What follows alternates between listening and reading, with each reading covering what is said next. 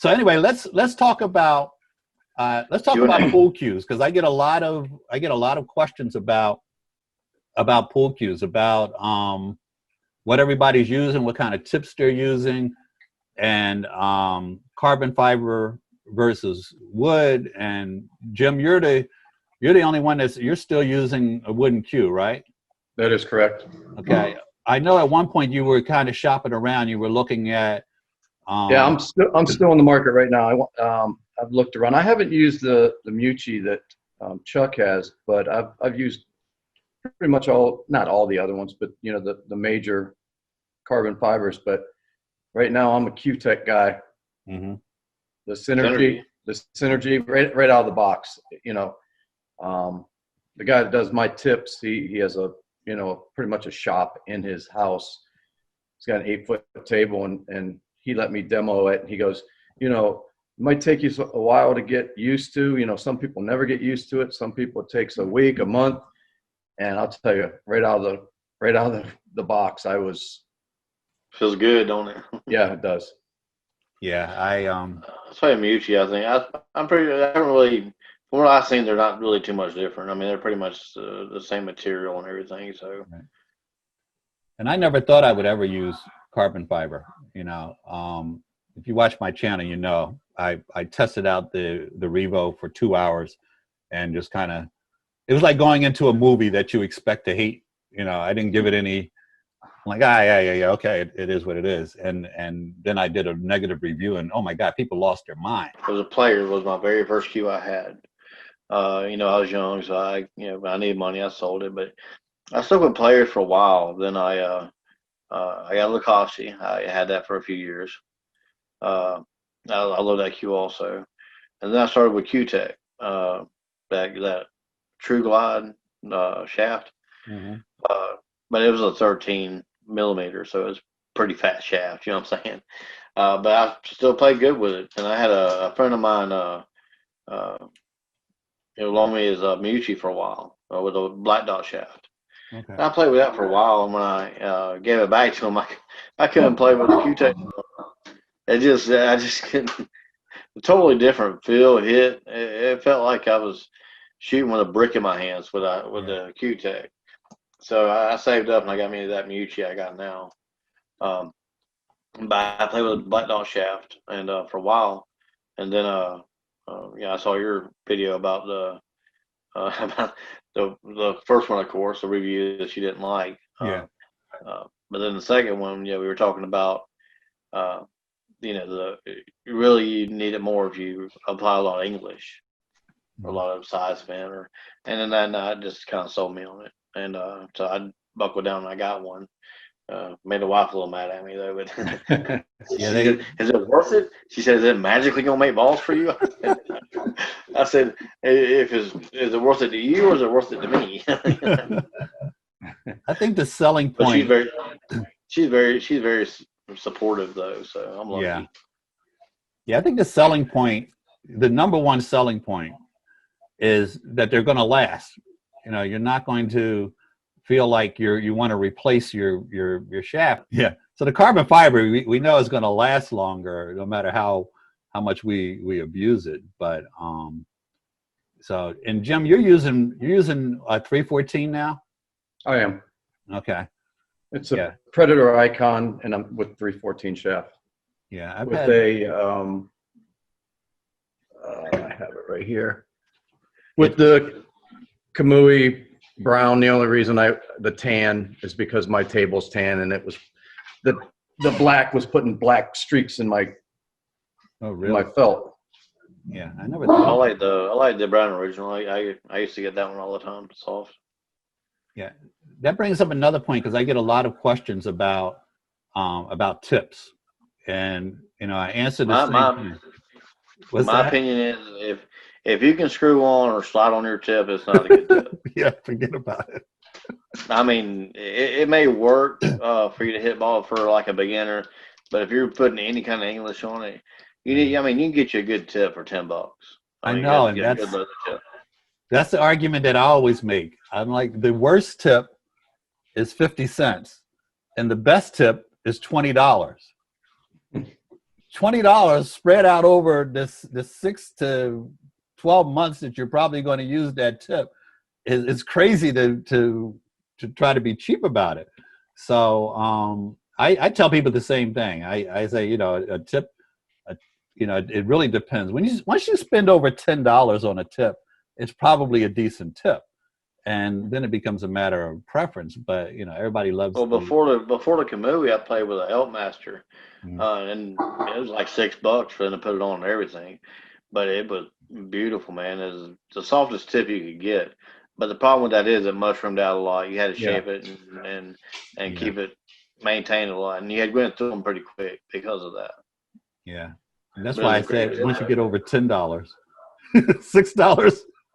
$6 in mushrooms, $10. It was still good. It was still a good tip. You just had to, you know, as long as you took care of it and shaped it up. Like I said, you went through them often. So yeah. But then I didn't change until I went to Kamui. I was using Mori tips for a long time. I always got Mori medium, and I don't know why I was using them, but I know why I was using medium, because I was putting in so many reps that they just lasted longer. But Jim, do you use a soft tip or I use it. I have a medium, a clear medium right now. Okay. I'm thinking I may change to a soft, but I don't know. I just like the feel of a medium, but the Synergy I tried has a soft tip on it, and I really like the feel of it. So we'll see. Yeah, the super soft I think just was a little bit just a hair bit too soft. So I should I think I could go super soft. Yeah, I read somewhere, I think it was on one of the sites, it was either on Cuetec or Predator, where they were suggesting the soft tip for the carbon fiber, because the carbon fiber was so stiff that the soft tip kind of offset that. So I got Kamui Black on all my cues, and you know, took them in. I had I think 3 different shafts done, which was probably a bad idea, because 2 of those 3 I'm probably not going to use in the next 6 months, and the tip will get dried up, and I end up replacing them again. And yeah, but I'm about due for another one here. It's about time. Yeah. Well, now, there was one thing I want to say to the viewers was a lot of times when you are a beginner, and you even if you're in leagues, tournaments, and you want to get better, and you start going through these changes of learning different things, your game is going to suffer, but you have to fight through that, because a lot of people, they'll get to that point and they start losing, or things ain't working out, and they'll quit. If you fight through it, you know, you eventually, your training will kick in. Right. You'll start, you won't have to think about, oh, I got to stand like this, or I got to hold my stick like this. You just get in there and you just naturally do it. It's second nature to you then. But keep your practice room only. Say, you know, because when you're in a match, just play your game. Yeah. Practice should be in the practice room. But, you know, like you said, you know, how I practice like I'm in a match. Right. That's why it looks so, I keep my patterns so tight, because, you know, to me, I'm playing Shane Bamboni when I'm practicing. I don't care who or what. If I'm in a match, you know, they're Shane Bamboni to me. You know, it doesn't matter. So yeah, I play just as hard no matter who I'm playing. Yeah, and I think that's a good point, because I give virtual lessons online to guys. We do it on Zoom, and I had a guy that, you know, was really learning a lot of stuff, and is basically on what you were just saying. I mean, he's an APA 3, and you know, he's like, oh yeah, this is great, and this is great, and this is great, and then the week after his first lesson with me, he goes and he loses his match, and he said his coach was teasing him, well, you better go back to Bryan and get some more lessons, and I told him, I said, you know, what we learn, what I teach you, doesn't translate to a match the next week, because I don't want to be in your head. I don't want you worrying about your stance and your stroke and your eye pattern and stuff like that during your match. So he kind of got away from it. I said, those are 2 different things. You have to develop that muscle memory on your own on the practice table. You shouldn't be thinking about it in your match. And so the Well, next week you want. I'm talking about my own experience also. You know, I went through a whole probably a year period where I was just getting my butt kicked because I couldn't figure out why, because I just realized later on my game was changing. Yeah. And when after the change took over, you know, I jumped up a whole big level. But you got to get to that change. I mean, yeah, it's obviously not going to happen overnight. We wish it would, but like you said, Bryan, you're going through some things. It's a transition period. You know, you're going from, you know, where you're at now to where you want to be. And that, you know, if it was a 2-day thing, we'd all do it. Right. Yeah. But that's the cool thing about being a beginner. If you're a beginner, and, you know, I try to give guys a gauge to, you know, a way to reference their growth. But yeah, it's when you're a beginner, you can, you know, a guy can watch your video, Jim, and at the end of the video, just based off of a couple different tips or watching Chuck run patterns, just based on that, a beginner can go from here to here. Oh yeah. But but when you get, you know, when you get to this higher level, going from here to here even is tough. I mean, it's because you can't just fix something overnight. And, a lot of it's mental. Yeah, but yeah, and it's so I think that especially with beginners, if they start looking at some of the simple things, like when we're teaching them patterns and you know, just different shots. I mean, it's unbelievable how many people I run into that. First off, there's a lot of guys, there's a lot of APA 4s, and I know some 5s that can't draw the cue ball back, you know, 4 feet. But you just get a draw shot in your game and you can improve 20%, 25%. I mean, I was watching a webinar tonight. I won't mention who, what, where, how, but one of the Q&As was how do you perform a stop shot? You know, and this was a pretty high level webinar, and some of the viewers were stating, how do you perform a stop shot? You know, we just take that for granted. Yeah, and because there's shots you don't know. Also, as an advanced player, sometimes there's shots you don't know you don't have. And you know, I was playing very well, you know, gambling and everything, and had a session with Mike Massey, and he had me shoot basically a forced follow shot. And now, I mean, this is going back, you know, more than 10 years ago, but he had me shoot a forced follow shot, and I didn't have it in my game. And I'm like, wow, that's crazy. I've been going through life without this one shot. And it didn't occur to me that I needed, because how often do you shoot a forced follow, really, you know? And, you know, but it's like a guy that plays in the NBA and he doesn't have an 18-foot jump shot, but he makes it, he does a good job, everything else. And that's what I was doing. I was compensating somehow, but. Well, because like you said, he doesn't need the 18-foot jumper. He can go in and do anything else. You didn't need the forced follow. You could do everything else. Right. But it's just amazing how many people don't have a shot. Like you were talking about the stop shot.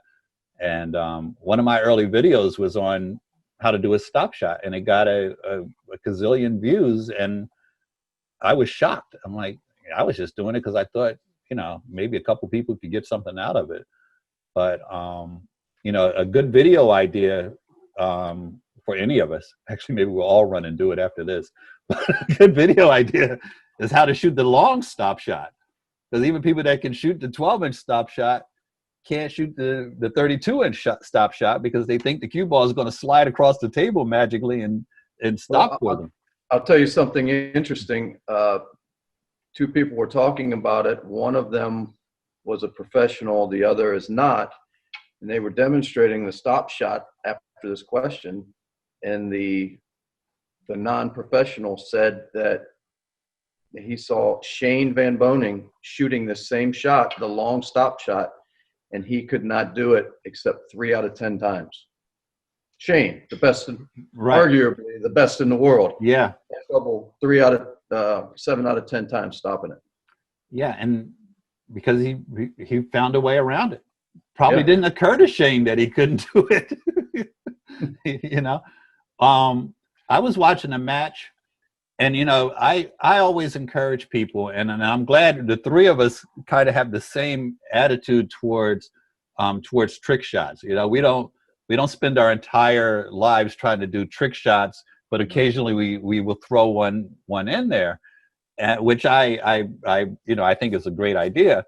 But I always encourage people not to do trick shots. You know, beginners, intermediate players, don't spend your time doing trick shots. It took us, you know, a long time to learn these shots. Sometimes it takes a long time to perform. You know, there's guys that are the greatest trick shot shooters in the world, and they'll put out a 5-minute video that took them literally 5 weeks to pull off. Mm-hmm. And people don't get it. You see the end product, but I don't have 5 weeks to do this. But there's certain trick shots that all of us do, and we take it for granted because we've been doing it for years, and we don't even think of them as trick shots. But I saw a match where even the commentators were like, well, he needs to do that trick shot where you shoot it off the rail and you jump over the ball. And I don't know how to describe it, but the ball, the cue ball was relatively close to the rail, say 4 inches or so. And the ball that he had to hit was on the other side of another ball. So basically what he needed to do was shoot it off the rail and pop it up over. Was it Mika Eminem? What's that? Was it Mika Eminem? It might have been Mika. Yeah, because it's somebody that should have known the shot. And that's when it occurred to me, you know, I'm telling people not to do trick shots, but certain trick shots will save your entire match. You know, if you can pull them off. And that was one of those. It's not a hard shot at all. Well, my problem with trick shots and trick shot videos is a lot of the lower players think that every shot should be a trick shot. Oh, you got to be able to come off 5 rails, make 10 balls in one shot. Right. Unless, if you can't do that, you're not no good. So I think they hurt the game a little bit. I mean, they're fun and nice to watch. Or they see our videos and they think it took us one try. Right. Yeah. I'll eventually post that one like I said, I had one I posted for, and it was all Jim's fault. It's 4 a.m. and I'm watching his channel, and he's like, "Big time, we're gonna do a trick shot." That anyway. And he does a trick shot, and I'm like, "What?" Well, I said, "Okay, here I am. I've got nothing to do. I'm sitting watching YouTube." And so I do this, I make up a trick shot. It takes me, I think, 20 tries to pull it off. And it was some moving target thing. I put a ball sitting in the pocket, and then I threw 2 of them around off of 3 rails. And then I had to hit each one individually to come back around and try to make the 2 balls and leave the cue ball on the table. So I'm trying to make 2 balls, and 2 balls are moving at the same time, and I'm going off of 3 rails, and after about the 10th try, I said, "What is this even possible?" But yeah, beginners, like Chuck said, beginners and intermediate players that are running around trying to do a trick shot that they saw on somebody's channel, that's practice time. That you should be learning how to run racks, Or how about this? If you ever made a trick shot, you're just trying to get warmed up, do it perfectly, and it takes you 20 more tries to get it again on camera. Oh, yeah. If you just had it rolling the first time.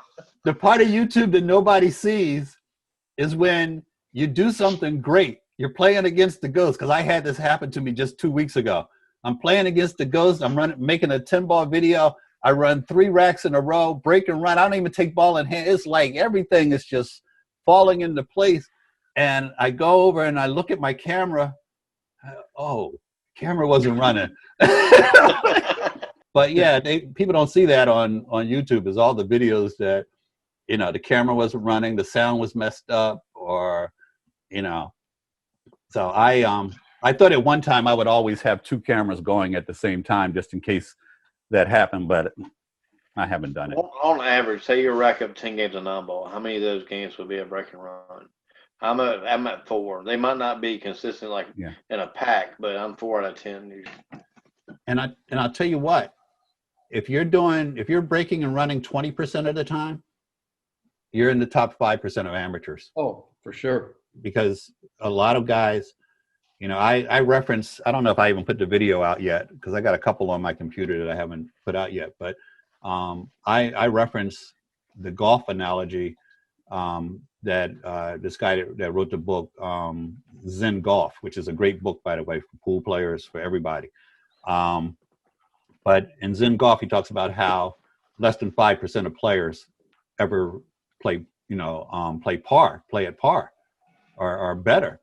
And I would say that the odds are the same with amateur pool players.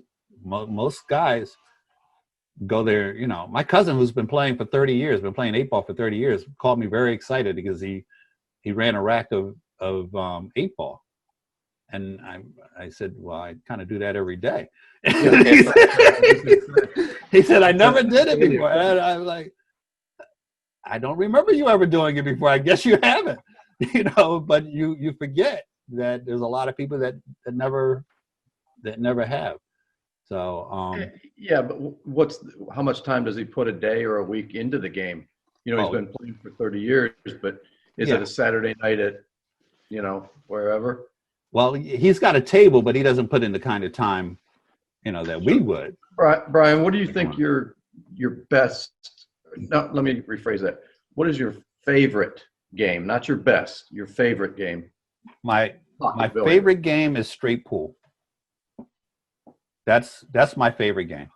There just ain't enough players that play that around here. Yeah. I've never even played a pool match of that. I've had a guy teach me a little bit, but there's just not enough players. It's kind of like one pocket.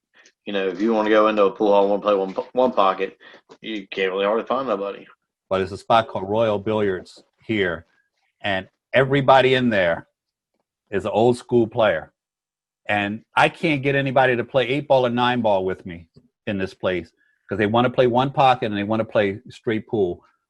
And I grew up playing. I'd love it there. Yeah, I grew up playing straight pool. And so I was very excited to, you know, I mean, it's been years since I've been going there for a long time now, but I grew up playing straight pool, watching Mosconi and all of those guys. And I just love it. It's not my best game though. It's not my best game because I don't play good straight pool safes, and I don't play good straight pool strategy.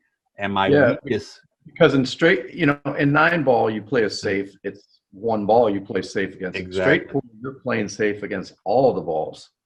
Yeah. Kind of like 8-ball. Yeah, it's hard to play safe in 8-ball a lot of times because there's just so many balls. I mean, you have to freeze them on the backside of a ball away from their, you know, away from all their balls. But one pocket, I'd say, was my favorite, strategy-wise and everything. I mean, you can't get no more closer to chess than a game of one pocket.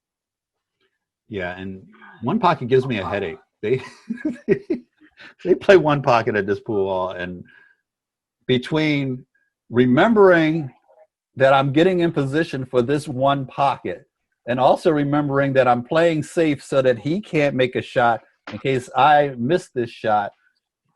Oh man, just a couple mind game. I get a headache. The secret always try to put the cue ball back in the stack if you're not running out. You got the stack there. It's the best place to get the cue ball at. Yeah. Even if they got a ball in their pocket and you're shooting towards your pocket, you know, if you can put the cue ball on the back side of the stack, you know, they have to kick, do whatever. Yeah. My video on one pocket, it really didn't do me justice because I'm a better player than that, but I'm playing by myself. Like I said, I forget what pocket I'm shooting at sometimes, you know. Right. I'm 8-ball all the way. I knew it. So that's your favorite and your best? Favorite and my best. Yeah. No, I love it. I just it's my weakest. I said this on a podcast before. It's my weakest game. I'm not saying I'm not good at it. I'm not saying, you know, but I know me as a player, you know, I'm not going to play as well as the other games. Right. I like it because, I mean, it's a thinking man's game. You know, you see your patterns run out. Now, you see your patterns in 9-ball, but they're written for you.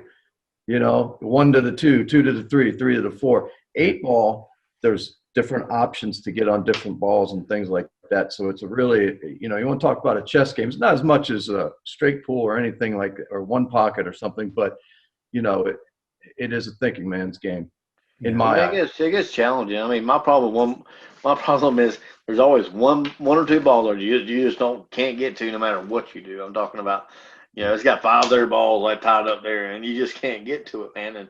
And you know, if you can't break it out while you're running, then, you know, you're stuck. You know, that's another thing about this game. You know, your rear end's in a chair. There's not much you can do.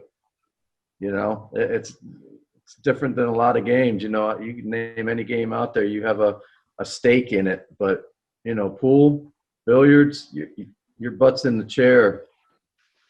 You just watch. And that's because we're playing really good players. You know, if you're playing, I always joke. I had a list. I always make these lists. I had a list how to find the weak players in the pool hall without watching them play. And so one of them was if guys are calling out balls by color, red ball in the corner. You don't even have to see them. You know, guys that don't know the 3 is red, and you know. So that was one way. But guys that you talk about sitting in the chair, guys that, especially college guys, you see this a lot with college guys, they don't bother to sit down. So when they miss, they stand there right next to the table because their friends have never made 2 balls in a row. So why go and sit down? You can tell a guy has been playing with skilled players, and he misses, he goes and sits down. No, what do you guys think is worse? Showing up and never getting to shoot and lose, or showing up and you got your chance and you lost? You know, what makes you feel the worst? Well, like I said, if somebody keeping in my chair, I actually enjoy it. Mm-hmm. You know, just to watch, you know, a great player. I mean, I usually take it like this. I do people like that all the time myself. So when it happens to me, you're going to have, you know, you're going to be able to have to handle that.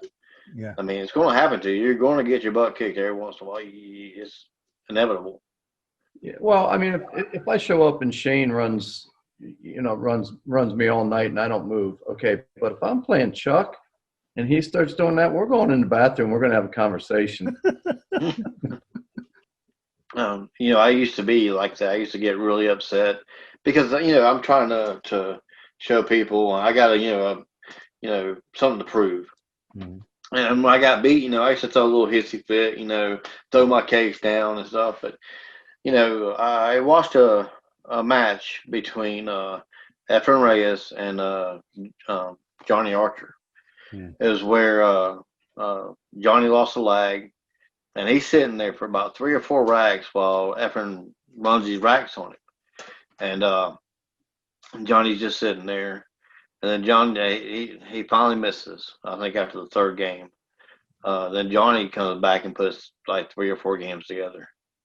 And then finally he misses. And then Efren gets up and I think finishes out the rack. But, you know, I got thinking, you know, Johnny's sitting there. He just lost a lag, and, you know, he's down 3-0 just for losing a lag. You know, and you can't, you know, play a good game when it's your turn at the table unless you stay calm.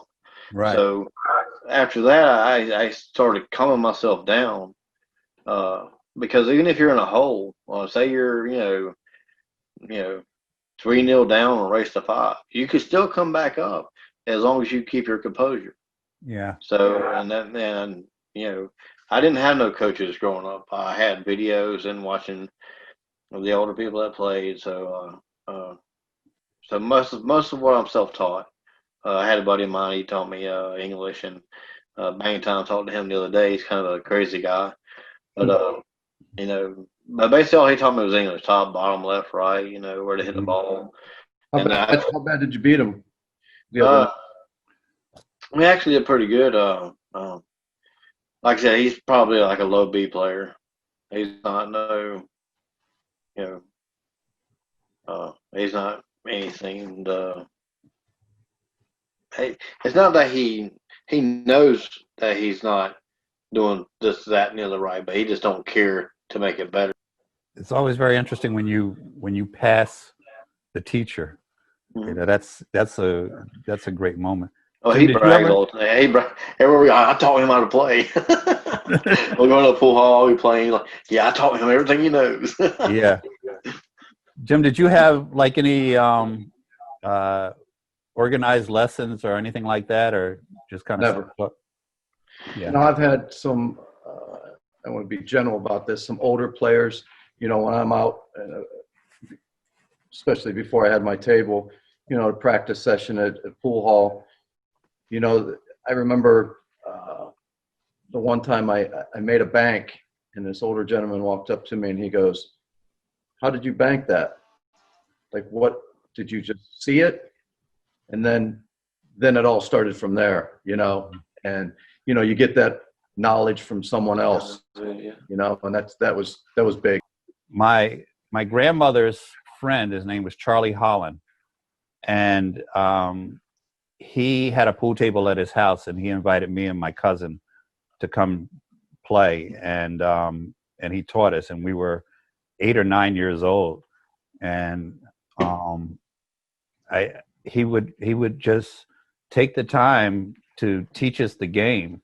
Some of the things he taught us were nonsense, because a lot of old school guys have beliefs that just don't make sense. So you don't find out until later. You know, Charlie told me to do this.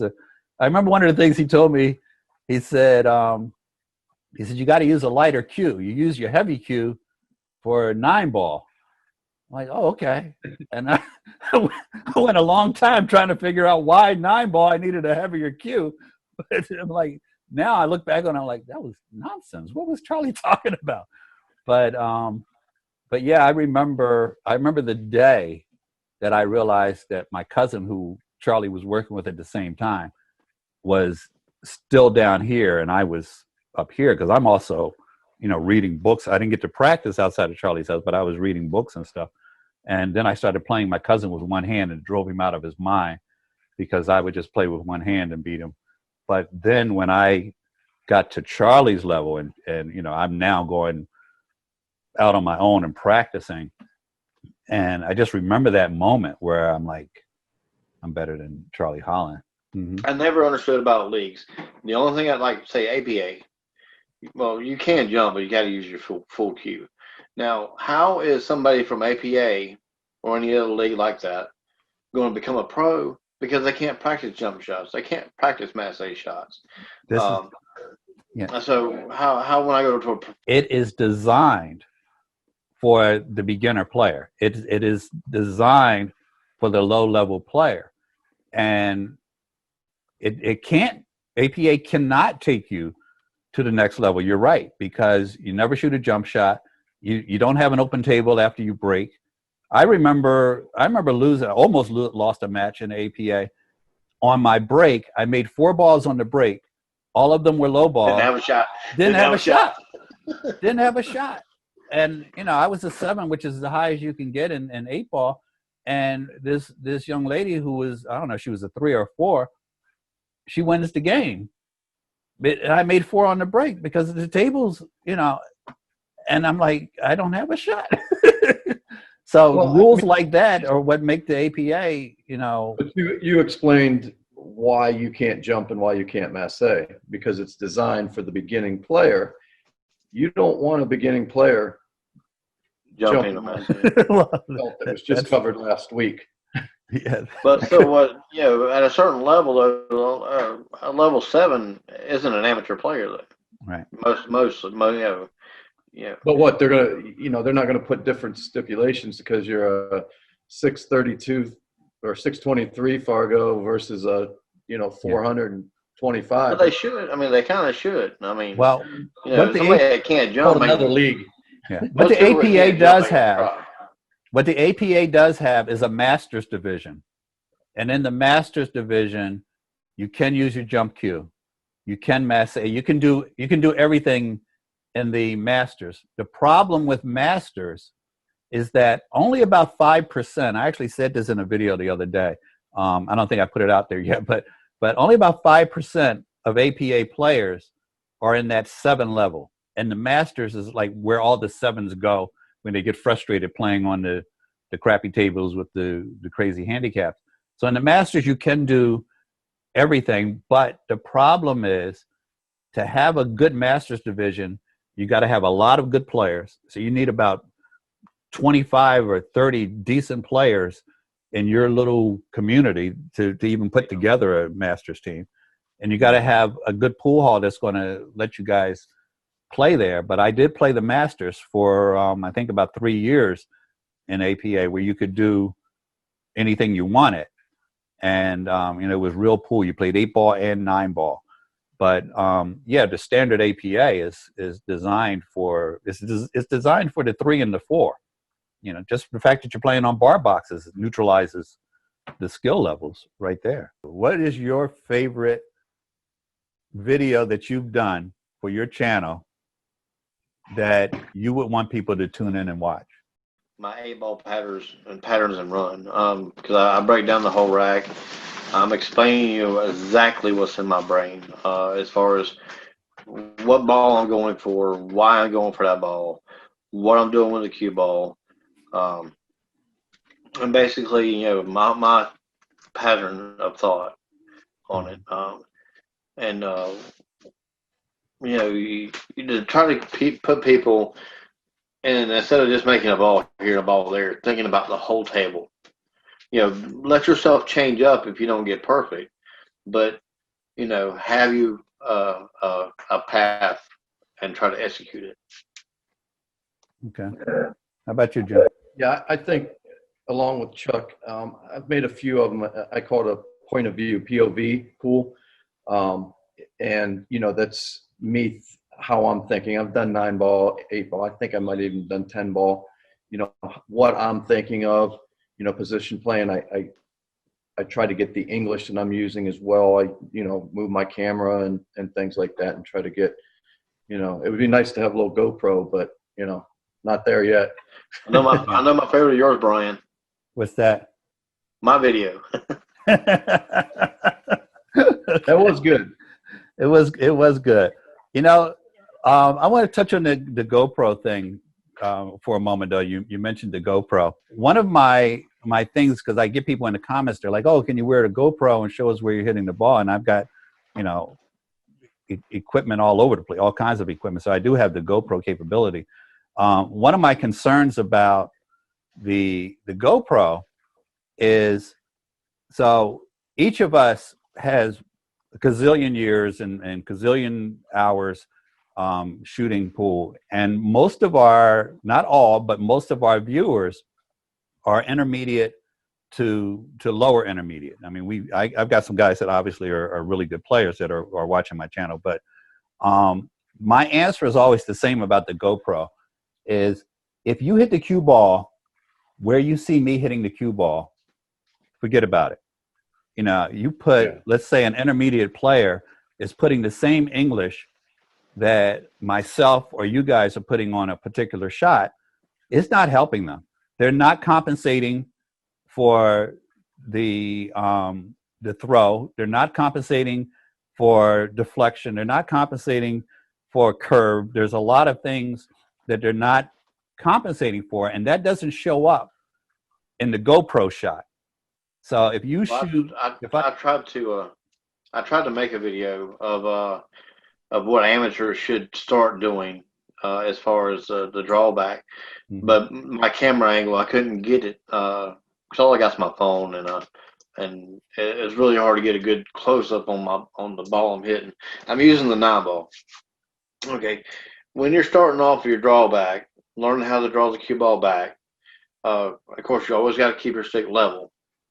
When you strike the object ball, which is, would be the 9-ball, which is acting as the cue ball, put the circle up there and hit it just below where the circle, at the bottom of the circle, not all the way down at the bottom of the ball, right, where most people start. You just start like a half a tip below center. Start hitting it there, and just watch, and get comfortable doing that, and watching it just stop shot a little bit back, and then go a little bit lower the more you get comfortable with it until you are hitting it at the bottom. Yeah, and Brian, you use some extreme, some of your draw shot videos are pretty impressive. So you have a great draw stroke. Well, thank you. But yeah, if I put that on a GoPro and Joe APA4 tries to hit the cue ball there, it's flying off the table. Yeah. So when I give lessons, I tell guys all the time, like Chuck just said, you build up to that lower shot that where you're hitting it that low. You have to build up to that. This is a Brian Mitchell production.